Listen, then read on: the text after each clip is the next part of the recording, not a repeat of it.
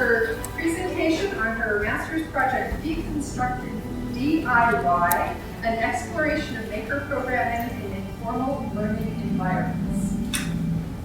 Thank you. I am from a family of makers. As proof, I decided to include this photo of my dad in front of the plane he rebuilt in our garage circa 1979.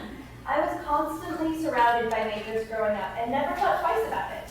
I was always building, baking, and crafting, and still am. But this also created an identity crisis for me. Through high school and my undergraduate studies, I never knew how to refer to myself. I didn't feel like I belonged to the group of people referred to as artists. And crafter worked, but it didn't exactly encompass everything I did. Once I discovered making years later, I realized that I was a maker.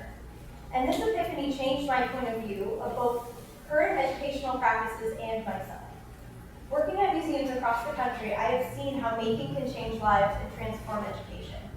Making is powerful. So, what is making? I think it's important to note that making is not new. It has been around for decades, even centuries. And I'm pretty sure everyone in here has done it at least once. Who has baked a cake? Built a robot? Played with Lego bricks? Yep, you are all makers. Making is building, crafting, baking, designing, programming. It is an all-encompassing term that can describe the act of gardening to the act of welding together an 8-foot-tall fire-breathing dragon. It combines the do-it-yourself mentality with flair, fun, and creativity. And some brief definitions here. The term making came from Make magazine, which was created by Dale Doherty in 2005. Doherty found that readers of his magazine wanted to connect with each other, so he created Maker Fair, which is exactly as it sounds. A fair for makers to come together and share their creations. 8 years later, we have an ever-growing community of makers and makerspaces, which are a workshop, studio, or garage where making happens. And all of these have come together to create what is known as the maker movement.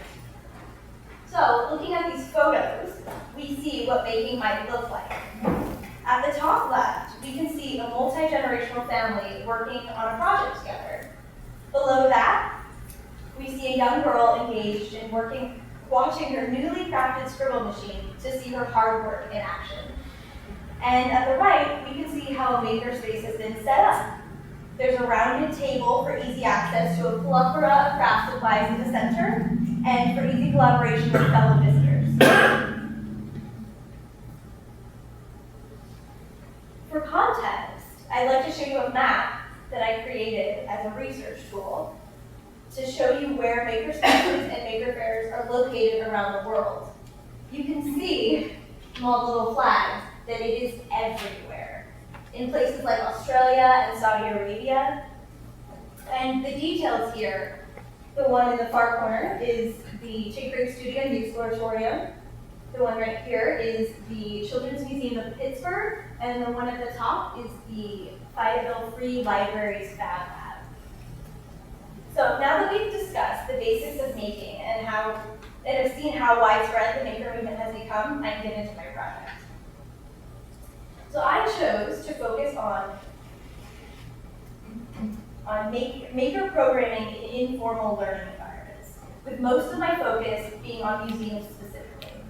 My overarching goal was to create a foundational summary of how and why museums were implementing maker programming, and noting the specific challenges and successful strategies.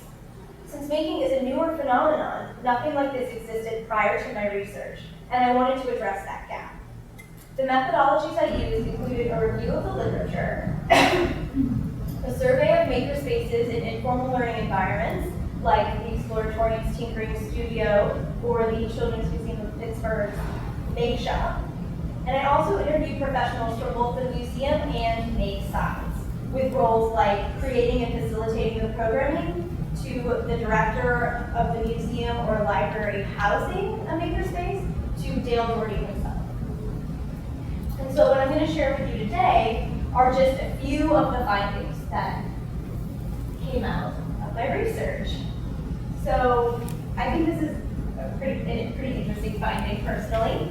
But I asked my interviewees the question, what are words or phrases that come to mind when you think of making? And these were the top responses. And first, we have embracing failure, which can be described as the understanding that failing can be a route to success by encouraging risk-taking. We can see that this little girl is not quite holding the picture in the most effective way, but I am sure she will learn quickly what happens when she pours it in that direction.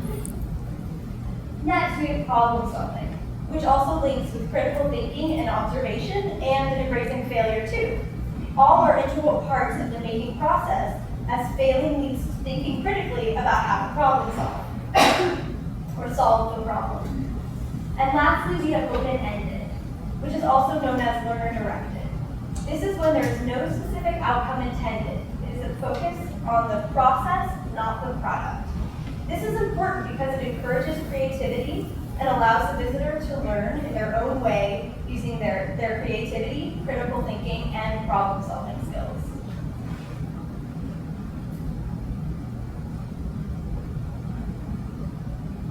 I would next like to address the common challenges. I asked my interviewees what some of their top challenges were in facilitating making or makerspaces in informal learning environments. And these were the top responses. All of these challenges are interconnected, and most have the overarching challenge of cost and time, which shouldn't be a surprise to anyone in here, especially in museums. But interviewees also cited specific issues with staff, materials, and space. Making is a very heavy staff. It is very staff heavy, requiring enough funding to design and facilitate programming, staff to space, and train that staff to understand the maker mindset. Materials can take time to source, can be expensive, and also can be difficult to store, especially if you are openly collecting recycled materials. And space. A makerspace doesn't need a huge footprint, but museums often don't have a lot of unused space. So finding a spot to create a makerspace can prove difficult. And again, these are just some of the very tip of the iceberg of challenges that come with making. And on another note, we have successful strategies for creating maker programming. So here are the top 3 strategies for creating a successful makerspace. And though they seem like common sense, I think that they're worth repeating. So having a fundamental understanding and belief in what making is and what it can be for the visitor. So make sure that your institution is in it for the right reasons. Creating and facilitating a makerspace, as I mentioned before, can take a lot of time, energy, and money. And if your institution doesn't have that initial belief or enthusiasm in the makerspace or activities, the experience will probably not come through for the visitor. Second, we have understanding the risks and challenges. There are many risks and issues, like cost, time, as I mentioned before, also safety if you're using tools. And having an honest understanding of what running a makerspace is like is important to being able to successfully facilitate it. And lastly, institutional support. It is really important that everyone at your institution is on board with this dream to create a makerspace. There will be a need to work together, for example, marketing a maker-based education program. And it is much easier if everyone is on the same page and understands the level of involvement from the beginning.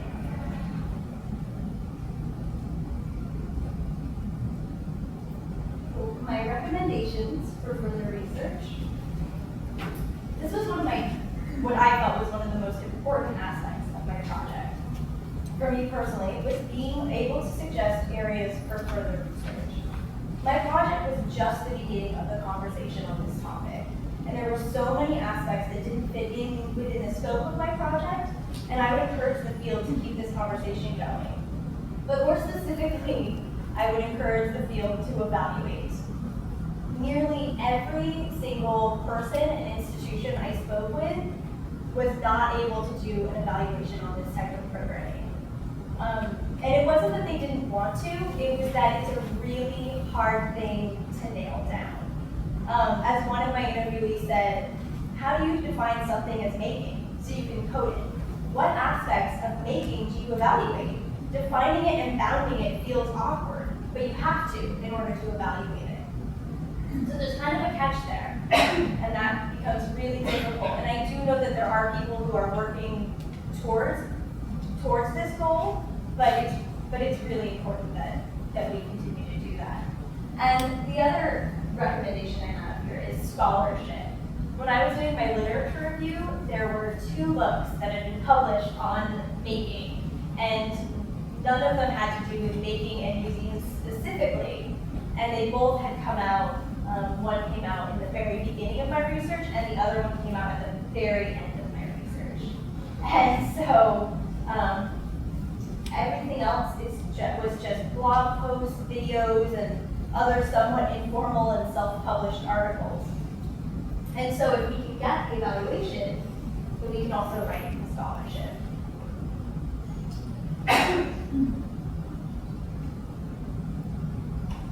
So my product for this project was a museum's group site. This is on Instructables.com, and they already have a handful of group sites as part of Instructables.com. And this is a do-it-yourself sort of website for projects and photos and fun ideas. You can go here to find these ideas. And they approached me after they found out somehow that I was doing this research, and they asked me how they could better work with museums. And so we met, we had lunch, and we kind of just talked about it, and I said what I had found and where I was at in my research.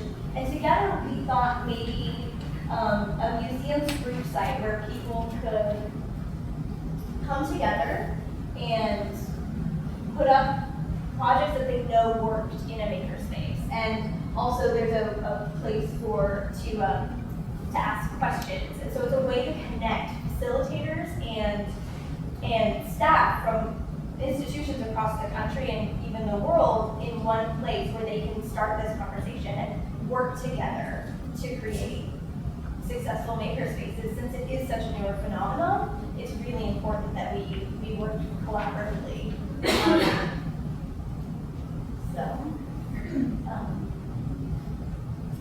I'm gonna conclude my talk with a quote from one of my favorite makers, Adam Savage from Mythbusters. And he says, in the end, it's not about how we make, but why we make. I'd like to take it one step further though and say that in the end, I don't think it matters exactly how or why people are making, as long as they are making. And I would like to take that one step further and say, learning how to problem solve, think critically, explore, have fun, get dirty, and make mistakes is life. And that's what it's about.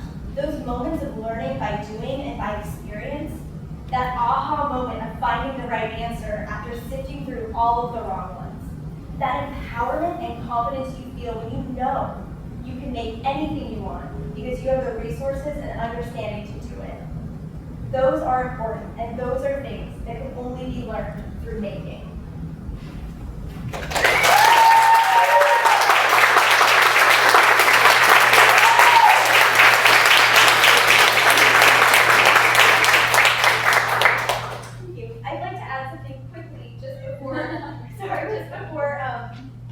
I brought these little mini starter maker kits, and they're an LED light with a coin battery, and they're kind of at the heart of a lot of maker projects. And so I just wanted to say they will be in this little bucket by the door, so you can grab one on your way out.